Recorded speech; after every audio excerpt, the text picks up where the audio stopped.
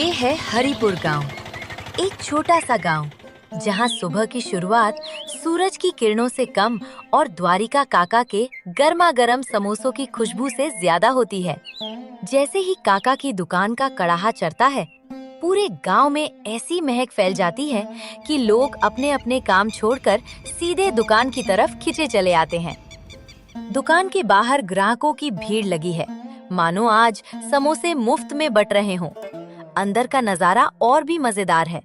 द्वारिका काका बड़े मजे से खौलते तेल में सुनहरे समोसे तल रहे हैं और उनका चुलबुला हेल्पर सोनू 5G की स्पीड से पत्तलों में लाल हरी चटनी सजाने में लगा है।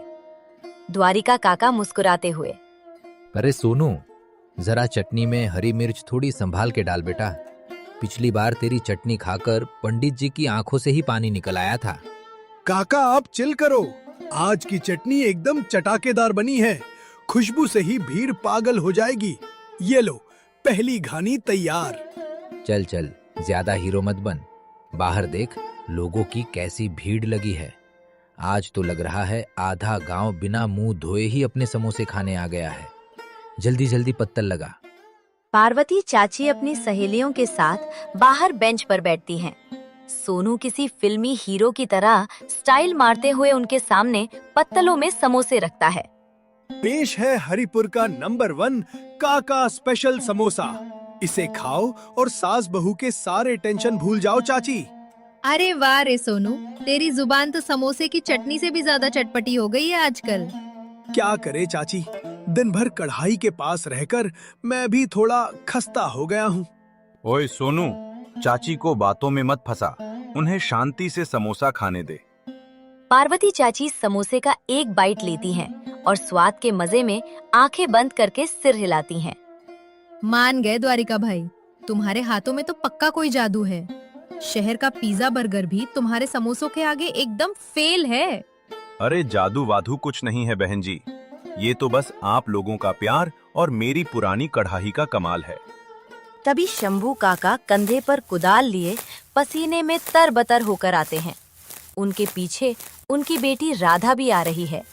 शंभू काका चुपचाप बेंच पर बैठते हैं और द्वारिका काका बिना पूछे उनके सामने समोसे और कुल्हड़ वाली चाय रख देते हैं। आहा, द्वारिका मेरे भाई, तेरी इस चाय समोसे में जो जादू है ना, वो दुनिया की किसी दवाई में नहीं। मेरी तो सारी थकान ही छूमंतर हो जाती है। अरे भाई, ये चाय नहीं, तुम खेत वालों का पेट्रोल है। और राधा बिटिया, आज मास्टर जी ने डंडा चलाया या शाबाशी दी? प्रणाम काका, आज तो गणित के टेस्ट में मेरे 100 में से 100 नंबर आए हैं। क्या बात है, फिर तो टॉप करने की खुशी में राधा को एक एक्स्ट्रा समोसा मिलना चाहिए। क्यों काका? अरे सोनू, तू इसे समोसे खिला खिला कर गोल मटोल करेगा क्या? गणित में इतना दिमाग चलाने के लिए भी तो पेट्रोल चाहिए ना। राधा, तू टेंशन मत ले, आज तेरा भाई तुझे डबल खिलाएगा। एकदम सही, आज मेरी राधा बिटिया के लिए मेरी तरफ से पार्टी। सोनू की बात सुनकर सब जोर से हंस पड़ते हैं। शंभू काका सुकून से चाय पीते हैं और दुकान पर एकदम हंसी खुशी वाला माहौल छा जाता है। तभी एक ऑटो दुकान के सामने आकर रुकता है। उसमें से द्वारिका काका का बेटा रमेश सूट बूट पहने बाहर निकलता है। अपनी ही दुकान का धुआं देखते ही वो ऐसे घूरता है जैसे किसी कूड़ेदान के पास आ गया हो। अरे काका, कढ़ाई छोड़ो, अपने रमेश भैया आ गए, एकदम अंग्रेज बाबू लग रहे हैं। काका खुशी से झंझरा वहीं छोड़कर दौड़े दौड़े बाहर आते हैं। अरे रमेश मेरे लाल, बिना बताए आ गया, आ गले लग जा। अरे बापू, दूर रहो, मेरे महंगे सूट पर तेल लग जाएगा। ये क्या धुआं धुआं कर रखा है? तभी सोनू मजे लेते हुए, अरे भैया, ये धुआं नहीं, अपने समोसों का देसी परफ्यूम है। तू चुप कर। बापू, कब बंद करोगे ये खटारा दुकान? मेरे ब्रांडेड कपड़ों में तेल की महक भर गई। अरे बेटा, ये महक नहीं, इसी दुकान की बरकत है। चल अंदर आजा, थक गया होगा। रमेश पैर पटकते हुए दुकान के अंदर आता है। वो अपना बैग जमीन पर फेंकता है और रमेश गुस्से से चीखते हुए, बापू, कब तक ये तेल और कालिख में सने रहोगे? शहर में मेरा एक स्टैंडर्ड है। मैं अपने दोस्तों को क्या बताऊं कि मेरे पिता सड़क किनारे ये कचरा बेचते हैं। रमेश बेटा, इसी कचरे ने तुझे पढ़ा लिखा कर बड़ा साहब बनाया है। ये दुकान मेरी इज्जत है, मेरी रोजी रोटी है। मुझे कोई इज्जत विज्जत नहीं पता। मैं यहाँ फैसला करने आया हूँ। बहुत हो गया आपका ये तमाशा। अब ये खटारा दुकान बिकेगी। काका उदासी से अपना सिर झुका लेते हैं और दुकान में भारी सन्नाटा छा जाता है। रमेश की ये बदतमीजी देखकर बाहर बैठी पार्वती चाची का पारा चढ़ जाता है और वो गुस्से से उठकर रमेश पर उंगली तान देती हैं। ए लड़के, जबान संभाल कर बात कर। जिस दुकान को तू कचरा कह रहा है ना, इसी की कमाई से तेरी फीस भरी जाती थी। आज 4 पैसे क्या कमा लिए, अपने बाप को ही आंखें दिखा रहा है। चाची बिल्कुल सही कह रही हैं रमेश भैया। काका ने आपको पढ़ाने के लिए दिन रात एक किया है। आप उनसे इस तरह बात नहीं कर सकते। तुम नौकरों और बाहर वालों को हमारे घर के मामले में बोलने की कोई जरूरत नहीं है। रमेश झल्लाकर अपना बैग उठाता है और गुस्से में वहां से घर की तरफ चला जाता है। द्वारिका काका नम आंखों और भारी मन से अपने बेटे को दूर जाते हुए देखते रह जाते हैं। कुछ ही दिनों बाद गांव में विक्रम कैफे नाम की एक बड़ी और चकाचौंध वाली दुकान का रिबन काटा जा रहा है। विक्रम एक चमकदार सूट पहने और गले में सोने की मोटी चेन लटकाए लोगों का स्वागत कर रहा है। उसके चेहरे पर एक शातिर और मतलबी मुस्कान है।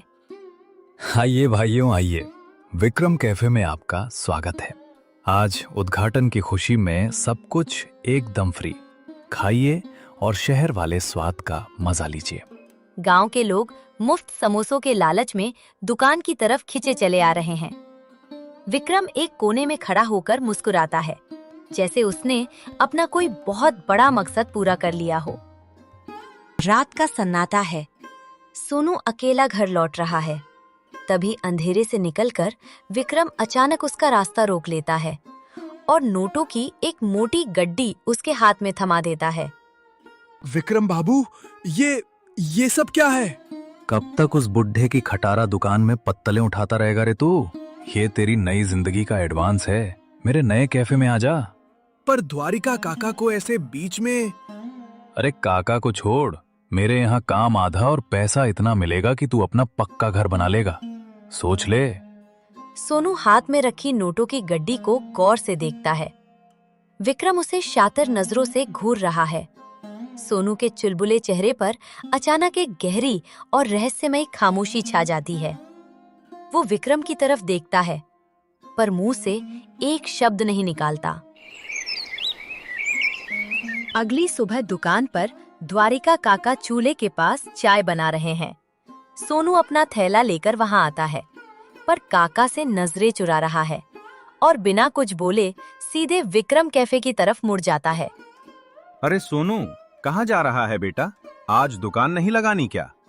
मुझे माफ कर दो काका, अब से मैं विक्रम बाबू के पास ही काम करूंगा। इतना कहकर सोनू तेज कदमों से वहां से चला जाता है। काका के हाथ से चाय का बर्तन छूटकर जमीन पर गिर जाता है। देख लिया बापू अपने इस वफादार नौकर को। चुप कर रमेश। क्यों चुप करूं? जहां पैसे की खुशबू आई वो दुम हिलाता हुआ चला गया। पर वो तो अपने घर के बच्चे जैसा था। कोई अपना नहीं होता बापू। मैं कहता था ना, इस दुनिया में सिर्फ पैसा बोलता है। अब अपनी ये चाय मिट्टी में मिलाओ और रोते रहो। रमेश मुस्कुराता हुआ वहां से चला जाता है और काका बेबस खड़े रह जाते हैं। वक्त बीतता गया, साथ ही दुकान की रौनक भी पूरी तरह उजड़ गई। चूल्हा बुझा हुआ है और कढ़ाई उल्टी पड़ी है। शंभू काका और पार्वती चाची बंद दुकान को उदास नजरों से देख रहे हैं। इस चौराहे की तो रौनक ही छिन गई पार्वती। न चाय की महक रही, न वो हंसी ठिठोली। सच कहा शंभू भाई, विक्रम की चकाचौंध ने सब खत्म कर दिया। मुझे तो बस द्वारिका भाई की चिंता है, पता नहीं किस हाल में होंगे। हाँ, उस घमंडी रमेश और सोनू ने मिलकर उन्हें कहीं का नहीं छोड़ा। अंदर से तोड़ दिया है इंसान को। इतना कहकर दोनों उदास मन से अपने अपने घर की तरफ चले जाते हैं और पीछे रह जाती है बस एक सूनी और खामोश दुकान। दोपहर का सन्नाटा है। राधा छिपते छिपाते विक्रम के कैफे के पिछले दरवाजे के पास आती है। वो खिड़की से दबे पांव अंदर झांकती है। अंदर सोनू बहुत घबराहट और जल्दबाजी में बक्सों के पीछे कुछ ढूंढ रहा है। कहाँ छिपा कर रखा है उस मक्कार ने? यहीं तो देखा था मैंने कल रात को। ये सोनू यहाँ विक्रम की रसोई में क्या ढूंढ रहा है? मुझे पता था इसके इरादे ठीक नहीं हैं। मुझे इसका सच सामने लाना ही होगा। शाम हो चुकी थी। सोनू अकेला सिर झुकाए रास्ते से गुजर रहा है। तभी राधा अचानक एक पेड़ के पीछे से बाहर आती है। रुक जा गद्दार, क्या ढूंढ रहा था आज दोपहर विक्रम की रसोई में? और कितने पैसे चुराने का इरादा है तेरा? राधा, तू मुझे गलत समझ रही है। मैंने कोई चोरी नहीं की है। तो फिर क्या कर रहा था वहाँ? काका ने तुझे बेटे की तरह पाला और तूने चंद रुपयों के लिए उन्हें अकेला छोड़ दिया। तुझे शर्म नहीं आई? उनकी दुकान बंद हो गई तेरी वजह से। राधा की बात सुनकर सोनू का सब्र टूट जाता है और रोते हुए बोलता है, मैंने काका को धोखा नहीं दिया है राधा। मैं मजबूर था। मुझे एक सच का पता लगाना था। सच? कैसा सच सोनू? अगर मैं बताऊंगा तो तू मेरी बात पर यकीन नहीं करेगी राधा। मेरे साथ चल, मैं तुझे खुद अपनी आंखों से दिखाता हूँ। रात के अंधेरे में सोनू राधा को विक्रम कैफे के गोदाम के पीछे ले आता है। दोनों एक टूटी हुई खिड़की से अंदर झांकते हैं। अंदर विक्रम सड़े हुए काले आलू और एक्सपायरी डेट वाले तेल के डिब्बे बोरियों में छिपा रहा है। ये बेवकूफ काम वाले मुफ्त के नाम पर जहर भी मजे से खा लेंगे। इसी सस्ते और सड़े माल से मेरा कैफे रातों रात चमकेगा। सुना तूने राधा? विक्रम इसी सड़े हुए सामान से समोसे बना रहा है। मुझे पहले दिन ही शक हो गया था, इसलिए मैं गद्दार बनकर यहाँ काम करने आया था। हे भगवान, ये तो चंद पैसों के लिए पूरे गांव की जान से खेल रहा है। मुझे बस यही सबूत चाहिए था, पर मेरे पास फोन नहीं है, इसलिए मैं कुछ कर नहीं पा रहा था। राधा तुरंत अपनी जेब से फोन निकालते हुए, तू चिंता मत कर सोनू, आज इस मक्कार का सारा सच इस कैमरे में कैद होगा। कल मेले में इसका घमंड टूटेगा। आधी रात का समय है। रमेश अपने कमरे में सो रहा है। अचानक तेज हवा चलने से खिड़की खुल जाती है। रमेश की नींद टूटती है। वो उठकर बाहर देखता है। सामने द्वारिका ताका अंधेरे में अकेले अपनी बंद दुकान का काउंटर एक कपड़े से साफ कर रहे हैं। इतनी रात हो गई फिर भी बापू इस बंद दुकान को साफ कर रहे हैं। समझ नहीं आता आखिर ऐसा क्या है इस पुरानी दुकान में जो ये इसे छोड़ ही नहीं पाते। रमेश काका को चुपचाप काम करते देखता रहता है। काका के चेहरे पर उदासी है, लेकिन दुकान के लिए प्यार जरा भी कम नहीं हुआ है। मुझे ऐसा क्यों लग रहा है कि मैंने बहुत बड़ी गलती कर दी है। पैसों के घमंड में मैंने बापू का दिल तोड़ दिया। जिस दुकान ने मुझे इस लायक बनाया, मैंने उसी का अपमान किया। मुझे माफ कर दो बापू। अगले दिन गांव में देवी माँ का बड़ा मेला लगता है। गांव के सभी लोग मंदिर में इकट्ठा होकर देवी माँ की पूजा करते हैं और पूरे माहौल में भक्ति और उत्साह का रंग छा जाता है। वहीं दूसरी तरफ विक्रम के विशाल स्टॉल पर समोसों का पहाड़ सजा हुआ है, जिसके सामने गांव वालों की लंबी लाइन लगी हुई है। अरे जल्दी जल्दी हाथ चलाओ रे, आज तो पूरा गांव विक्रम कैफे के समोसे खाने आया है। विक्रम भाई, आज तो तुम्हारी चांदी है। लाओ 4 पत्तल हमें भी दे दो। शंभू काका, शहर का स्वाद है ये। वो द्वारिका बुड्ढे के जले हुए समोसे भूल जाओगे आप लोग। आज के बाद इस गांव में सिर्फ विक्रम का नाम चलेगा। विक्रम घमंड से हंसता है। उसे यकीन है कि अब इस गांव में उसे टक्कर देने वाला कोई नहीं बचा। पार्वती चाची मजे से समोसा खा रही हैं। अचानक उनके पेट में तेज दर्द उठता है और वो दर्द से कराहते हुए, अरे मेरे पेट में तो जैसे चूहे काटने लगे हैं। हाय राम, मेरी तो जान निकल रही है। कैसा समोसा खिला दिया। तभी पास खड़े कुछ बच्चे भी पेट पकड़कर रोने लगते हैं। माँ, मेरे पेट में बहुत तेज दर्द हो रहा है। मुझे उल्टी आ रही है। ये क्या हो रहा है? पार्वती, क्या हुआ तुझे? शंभू काका सीधे विक्रम के पास जाते हैं और गुस्से में, ओए विक्रम, क्या मिलाया है तूने इन समोसों में? जहर खिला रहा है हमारे गांव वालों को। ओए बुड्ढे, जबान संभाल। इस शहर का माल है, तुम लोगों का हाजमा ही खराब है। मैंने इसमें कुछ नहीं मिलाया। झूठे मक्कार, अगर मेरी पार्वती और बच्चों को कुछ हुआ ना तो तेरा स्टॉल यहीं चला दूंगा। तभी सोनू और राधा भीड़ को चीरते हुए तेजी से सरपंच के पास आते हैं। राधा बिना कोई देरी किए सीधे सरपंच से कहती है, सरपंच जी, विक्रम झूठ बोल रहा है। पैसों के लालच में ये पूरे गांव को धीमा जहर खिला रहा है। हाँ सरपंच जी, ये मक्कार सड़े हुए आलू और एक्सपायरी तेल से समोसे बना रहा है। मैंने इसके यहाँ काम ही सबूत जुटाने के लिए किया था। क्या बकवास कर रहे हो तुम दोनों? सोनू फोन सरपंच को देकर वीडियो चालू कर देता है। फोन से विक्रम की आवाज गूंज उठती है, जिसमें वो सड़े हुए सामान से समोसे बनाने और गांव वालों को ठगने की बात खुद कबूल कर रहा है। ये करतूत देखकर सरपंच सन्न रह जाते हैं। विक्रम, तेरी इतनी हिम्मत! चंद रुपयों के लिए तूने हमारे मासूम बच्चों की जान से खिलवाड़ किया। तो इंसान है या राक्षस? मुझे माफ कर दीजिए सरपंच जी, मैं लालच में अंधा हो गया था। मुझे पुलिस के हवाले मत कीजिए। माफी कैसे दे दे? हमारे बच्चों को जहर खिलाया है इसने। मारो इस धोखेबाज को, तोड़ दो इसका स्टॉल। गुस्साए गांव वाले विक्रम को पीटने के लिए आगे बढ़ते ही हैं कि तभी पुलिस वाले भीड़ को हटाते हुए तेजी से अंदर आते हैं। पीछे हटो सब, कोई कानून अपने हाथ में नहीं लेगा। चल बे विक्रम, अब तेरी सारी भरपाई हवालात में होगी। चल थाने।